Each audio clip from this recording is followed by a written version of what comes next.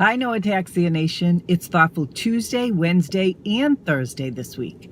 I just finished a short podcast series with Dr. Jeremy Schmahmann, who is the head of the Ataxia unit at Mass General Hospital, and he's also the founder of the Schmahmann Lab. If you're going to the annual Ataxia conference in Las Vegas, you are not going to want to miss these podcasts. So without further ado, let's listen in to the podcasts. Have a great day. So I want to welcome Dr. Jeremy Schmahmann to the podcast, and I'd like to give him an opportunity to talk a little bit about some of the studies that he needs your help with. And he will be at the Ataxia convention in Las Vegas next week, and one of the studies that he will be conducting is the combination cognitive scale. Dr. Schmahmann, welcome to the podcast. Thank you, Dana, and thanks for the opportunity.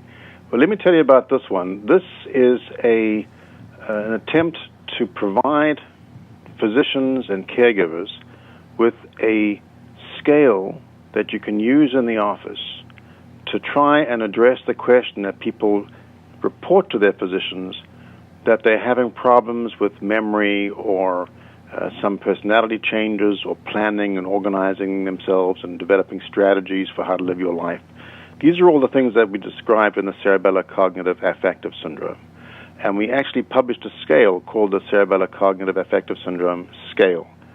What we're doing now is we want to see how that scale that we published last year compares with other scales that have been around for a long time. People know these. One of them is called the Mini Mental State Examination, and the other is called the Montreal Cognitive Assessment, or the MoCA.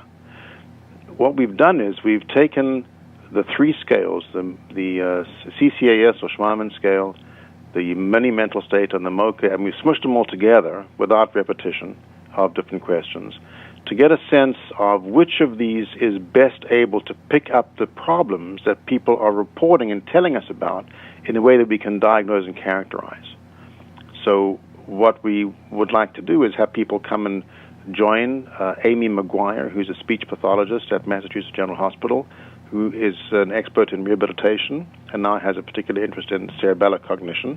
So Amy is coming with us, and she's going to administer the scale. It takes about 20 minutes to people in a private room away from the rest of the conference, and just to run through these questions. It's a painless thing. It's all IRB approved, and it'll allow us to see how people are doing on the scale and which of these measures is best suited to allowing you to have a test that your doctor or your caregiver can rely on to say, I hear what you're saying, I validate what's going on, there is something happening here, and so let's work with this and try and get you involved in some rehabilitation or some strategies to make life better.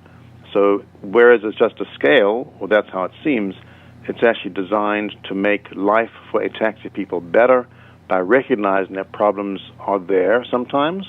And as I like to say, they're not in your head, they're in your brain. Let's define that, find a way we can give doctors and caregivers a tool to put it out, and that's what this is all about. Oh, that's terrific. And if somebody wants to participate in this study at the conference, how do they do that?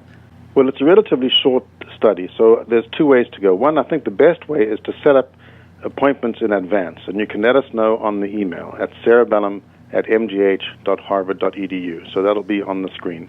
That email account is manned by our team, and we can set you up for appointments so we know when you're coming and you don't miss your spot. If for some reason you didn't hear about this or you heard about it too late, Jason Mackmore, who's our lab manager, will be in the main room. He'll have a table that says MGH Ataxia Unit and Schmahmann Lab, and he can direct you to the right place to have the testing done in a private space, quiet space, but in a way that allows us to really do something helpful, we hope, for people who are dealing with ataxia, so we can then validate your concerns about cognitive issues that people are telling us about.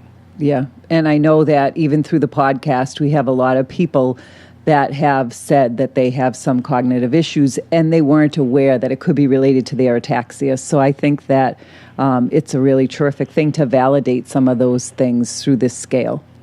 Thanks so much for sharing with us this study, important study that's going on. And again, if people want to participate in this, we will provide the email link below.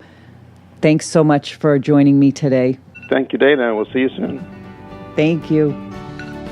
Thank you for listening in to the Did You Know podcast with your host, Dana Mauro. Please subscribe to this channel to hear all of the latest podcasts. We hope that this podcast has provided you with valuable information and inspires you to advocate for yourself and educate everyone in your circle. Remember, you are the expert and best spokesperson for your rare disease. Thank you.